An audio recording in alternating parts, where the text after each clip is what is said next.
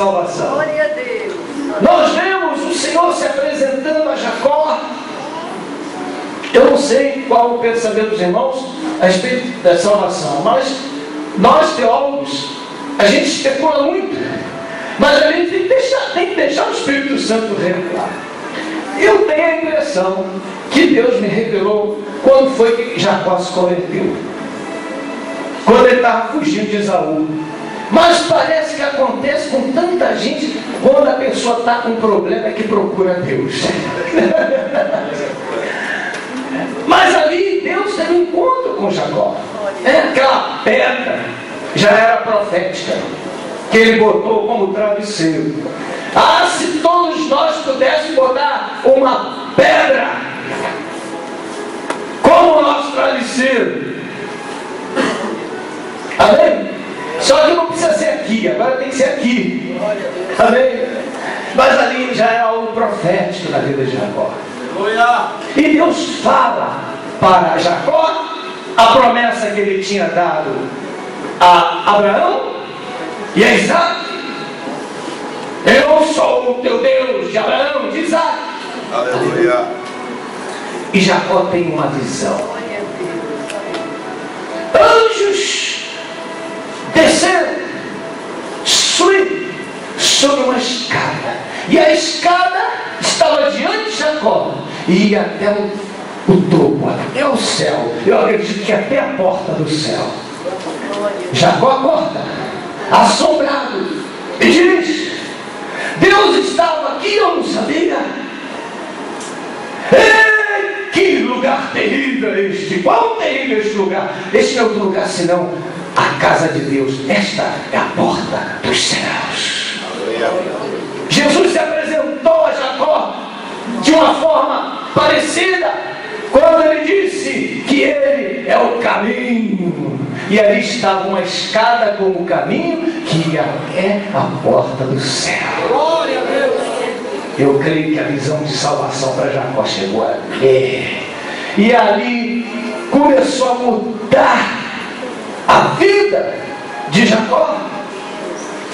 Deus se apresenta a Saulo, eu estava glorificando, ele está falando sobre Saulo. Saulo.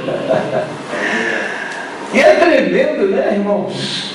Que parece que Deus gosta de salvar são os piores. Eu, quando cheguei em Silva Jardim há 24 anos atrás, e os irmãos lá diziam: pastor, o senhor está perdendo tempo com essas pessoas, pastor, esse cara é mau, é isso, é aquilo, você não tem salvação, não. Aí tinham os outros: pastor, aquele ali, olha, só falta ser salvo, porque ele não fuma, ele não bebe, não prostitui, um homem direito, então só falta ser salvo. Então não está igual ao outro, porque falta tudo. Um dia Jesus disse para um fariseu daquele: não estás longe do reino dos céus. Mas o não estar longe é a mesma coisa daquele que não está perto. Porque, irmãos, o segredo da salvação é estar salvo, é ser marcado pelo sangue. Aleluia! E Jesus se apresentou a Saulo. Oh, que amor maravilhoso, tremendo! Alguém se apresentar para aquela pessoa que está perseguindo. E Jesus nos dá um modelo que a gente tem que ter propriedade. Só pode pregar, a gente só pode pregar aquilo que a gente vive. E Jesus foi o exemplo. Você olha para esse texto de Saulo e diz: meu Deus, é isso mesmo. É isso mesmo. Irmãos, graças a Deus nenhum de nós somos Deus. Porque se eu fosse Deus, irmão, já tinha matado um monte de gente, cometido um monte de injustiça. Todos nós. Se eu estivesse ali no lugar de Deus, Deus tem misericórdia, que jamais isso poderia acontecer, mas vamos criar uma hipótese. Chegava um anjo perto de mim: Senhor, lembra o que Paulo está dizendo? Graças a Deus, no céu não tem anjo fofoqueiro. Porque aqui na terra que tem de fofoqueiro, pastor, você não sabe o que fulano está fazendo. E se o pastor não tiver na graça, irmão, ele dá um chicote do gabinete dele mesmo. Senhor, sabe o que Paulo está fazendo com o Senhor, com o teu corpo, Jesus? Irmão, aí, por isso que a gente diz, esse é o nosso Deus, esse nosso Deus é verdadeiro. Porque Deus amou Paulo, Saulo de tal maneira. Que perdão, que amor. E Jesus se apresenta para Saulo. Oh, irmãos. Mas depois você viu lá o que ele falou para Ananias? Senhor, eu vou lá nada, Senhor. Os camaradas perseguem os crentes, eles prendem os crentes. Às vezes a gente tem um certo medo, né? Tem lugar que a gente, você falou um negócio interessante, tem lugar que eu não entro, mas você entra. Né? Você encararia Saulo? Né? Uma cobra domesticada? Não existe, né? Não era ovelha. Ovelha.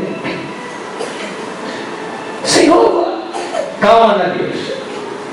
Ele é para mim. Aleluia. Um vaso escolhido. Meu irmão, missões, você não pode olhar o terreno que semeia. Parábola do semeador, tem que semear na beira do caminho, coração duro, incrédulo. Mas o que importa é que o evangelho seja pregado. Glória a Deus. Nenhum de nós sabemos aonde lançamos a semente. Mas precisamos lançar a semente. Só que a semente caiu num coração tremendamente fértil e a gente não imagina. Eu acho que aqueles piores dos piores se tornarão os mais quebrantados, mais humilhados diante de Deus. A mulher pecadora entrou pela casa daquele fariseu, sei lá quem que ele era. Entrou sem ser convidada. Isso é que é missionária. Entrou lá sem ser convidada e caiu aos pés de Jesus. Aleluia. E depois Jesus conta, não há parábola, né? Pedro, foi na tua casa, tu nem me deste nada para lavar meus pés, mas essa aí lavou meus pés com as suas lágrimas. Mas Jesus no final diz, olha, a quem muito é perdoado os pecados, este muito ama reconhecimento.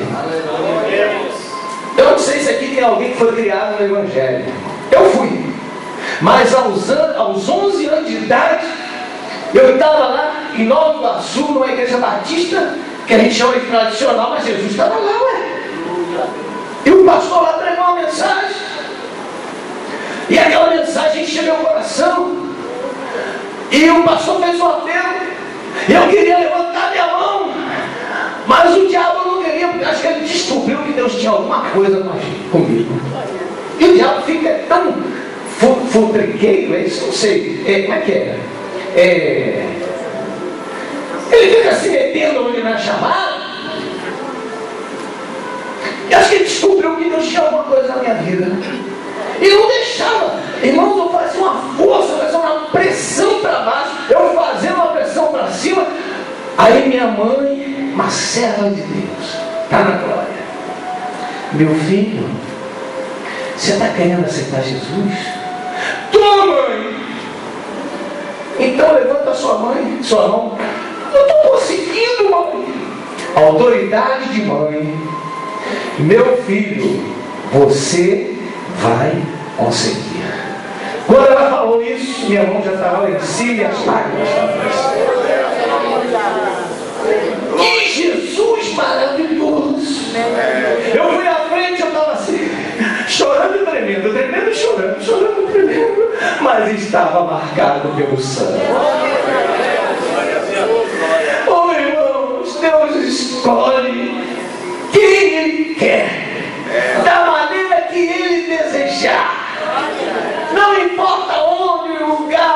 situação, quando Deus quer, Ele faz o que a Bíblia diz que nenhum dos seus pensamentos podem ser impedidos.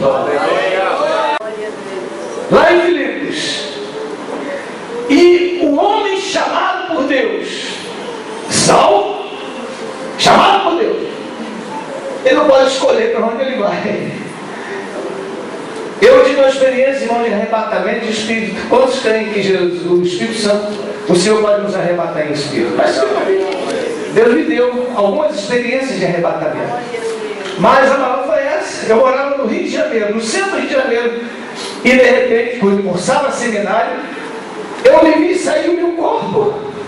Minha esposa deitada, está aí meu filho, Dr. Josué. A gente morava ali na Praça da Bandeira. Ele era garotinho ainda, né?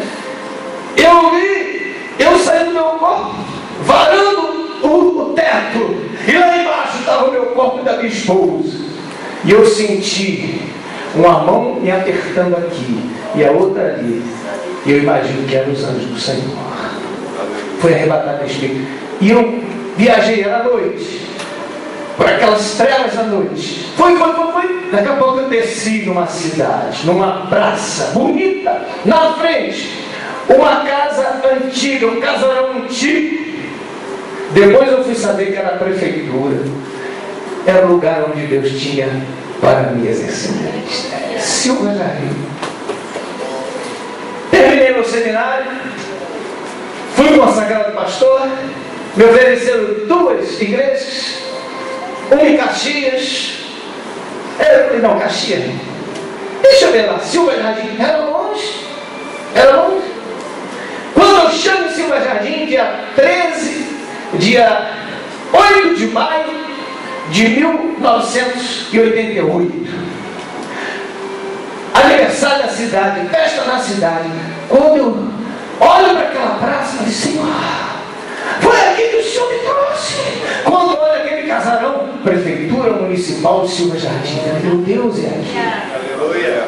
Irmãos, Deus nos chama de maneira sobrenatural. E eu digo para você, se Deus não me chamasse de maneira sobrenatural, eu não ficava ali 3 meses, porque os membros lá começaram, pastor, cheio com medo de eu descobrir as coisas. E eu caí no ninho de cobras, lobos, demônios. Deus me deu, irmãos, alguns meses depois, uma visão que eu fiquei impressionado. Eram esses cães, quem conhece o Doberman? Eu estava com o que amarrado. E eu tentava fazer assim, ó, me desamarrar. Quando eu fazia assim, parecia um coral, não de igreja, mas do inferno.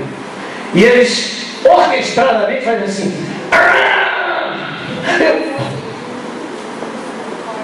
Aí aquele negócio, vamos ver se eu pego eles desatentos. Assim, 3 vezes. E aí a visão foi embora. E Deus falou que eu ia enfrentar guerras espirituais lá tremenda. Mas um dia eu li na Bíblia Davi falando que cães o cercaram. Eu falei, eu não sou melhor do que Davi. Vamos embora. Mas Deus me chamou assim, irmãos, de uma forma sobrenatural. Paulo foi chamado de uma forma sobrenatural. E eu creio que todo chamado é de forma sobrenatural. Uma vez, lá na minha convenção Batista Renovada do Rio, me pediram para mim participar do concílio de um rapaz seminarista. E aí eu era muito rígido quando fazia teologia. Aí mandaram eu fazer eclesiologia, eu também apertava o candidato. Aí vou botar o Josué para fazer aquela pergunta de experiência de chamado. Conta como você aceitou Jesus. Conta como foi o seu chamado. Aí, no chamado, ele disse, não, pastor, é que desde quando eu era criancinha a gente brincava de igreja, eu era sempre o pastor. Eu falei, mas essa experiência que você tem de chamado? Não, pastor. Um dia eu fui numa igreja e uma mulher de Deus se levantou. Meu servo, eu que te digo que tu és chamado. Amém?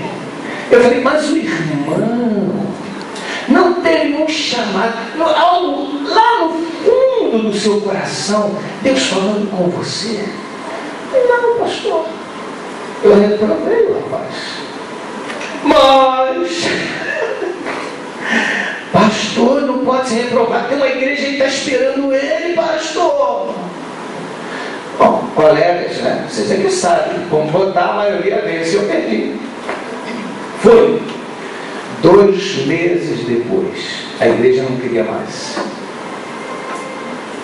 Aí roda daqui, roda dali, roda daqui, roda dali. Por último encontrei ele numa cidade lá do Rio de Janeiro, uma igreja, fiquei convidado para pregar, eu fui.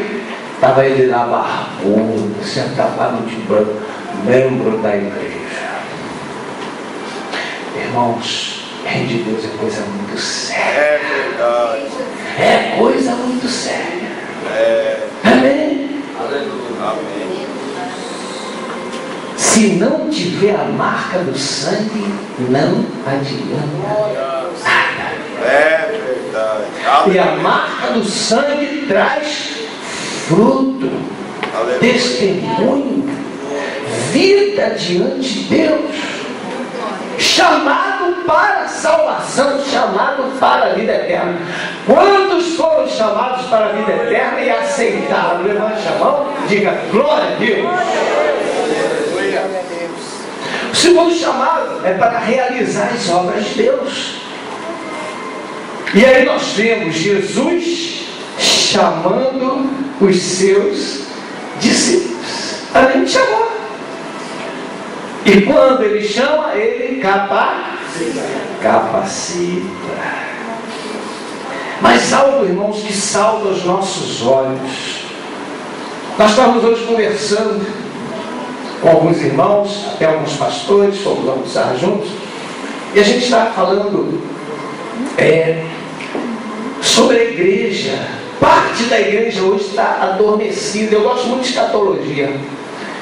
E lá na parábola das 10 virgens, Jesus fala que no momento as 10 estavam dormindo, tanto as loucas como as virgens, que eu creio que é a igreja que sobe.